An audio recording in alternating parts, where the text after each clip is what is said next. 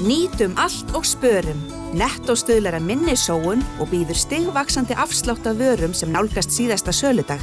Hugsum vel jörðina, við eigum bara eina. Nettó.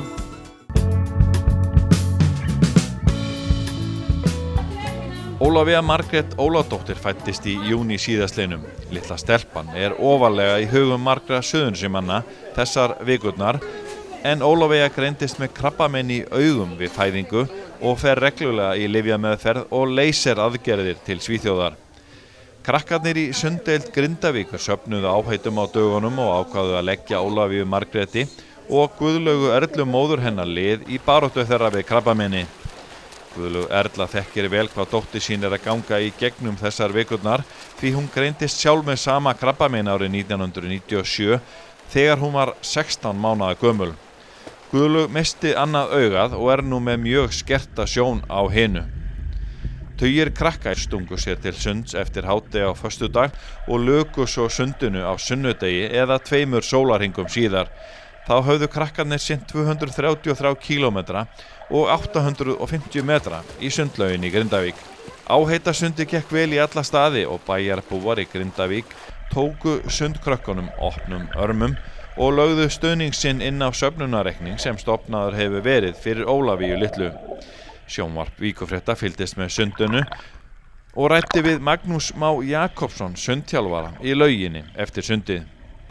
Já, þetta nú bara þannig tilkomið að krakkarnir voru svona að spá í hvað þau geti gert til að láta gott af sér leiða og akkurat á sama tíma þá var umræða í bænum Ólafíu Margréti að hún væri svona mikið veik og líka mamma hennar hafi verið svona veik líka. Þá fóru þau að spá í hvað þau geti gert til að hjálpa til við þetta og þar sem að við erum nú þannig sunddeild að þetta í 3. skiptið sem að þetta er gert. Að það synt svona, við köllum þetta synda til góðs og krakkarnir voru ofsalega spenntir fyrir því að fara í maraþonsund til þess að geta hjálpa til fyrir þessa fjölskyldu. Við náttúrulega vissum að mamman mjög ung og pappinn náttúrulega líka og það skiptir rosalega miklu máli upp á meiri möguleika með árangur að það sé farið í þessa meðferð sem fyrst.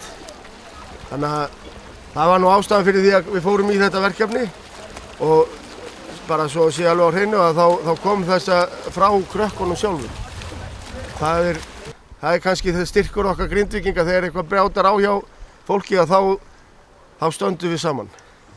Hvernig skipulögðu svo þetta 2 sólarhringa sund? Það nú bara þannig að það var skipulagt þannig að það var alltaf 2 að synda á fyrstu brautinni allan tíman og hver var að synda svona kannski 3 til 4 sinnum yfir sólarhringinn og svo hafði fólk kost til að synda lengur og meira og þau gerðu það flest. Meira segja ég syndi meira heldur en ég átti að gera og það þarf nú svolítið til að íta svona skrokka sem mínum á stað. Það meira en að segja að synda í 2 sólarhringa? Já, það gríðarlega erfitt og þó þetta sé þannig að þau fá hvíld á milli að þá þetta svo lýjandi að þú nærð aldrei almennilega úr þér þreytunni á milli og svo þarf náttúrulega að borða og allan pakkan þannig að þetta dálítið mikið skipulagning og þær hafa alveg séð alveg þetta mömmurnar að sjá að krakkarnir hvílist og fá að borða. Svo hafa nú verið almennilegir, pappa gaf okkur eina máltíð og það voru fleiri sem voru að gefa eitthvað, en aðalmáli var náttúrulega að ná í styrkinn fyrir mæðgurnar, þess að litlu stelpuna.